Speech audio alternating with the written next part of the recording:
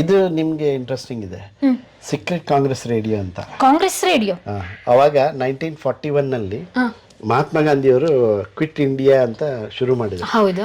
ಅವಾಗ ಒಬ್ರು ಉಷಾ ಮೆಹ್ತಾ ಅಂತ ಲೇಡಿ, 22-23, ನೀವು ಬ್ರೌಸ್ ಮಾಡ್ಬೋದು ಉಷಾ ಮೆಹ್ತಾ ಕಾಂಗ್ರೆಸ್ ರೇಡಿಯೋ ಅಂತ.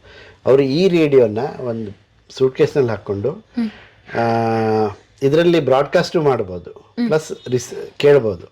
ಸೊ ಅವರು ಬಾಂಬೆನಲ್ಲಿ ದೊಡ್ಡ ದೊಡ್ಡ ಬಿಲ್ಡಿಂಗ್ ಮೇಲೆ ಹತ್ಬಿಟ್ಟು Nehru Gandhi speech against British ಮಾಡ್ತಾ ಇದ್ರು.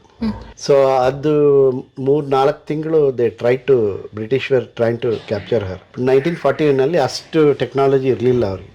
So they took help of US marine navy ಇದ್ದವ್ರಿಗೆ.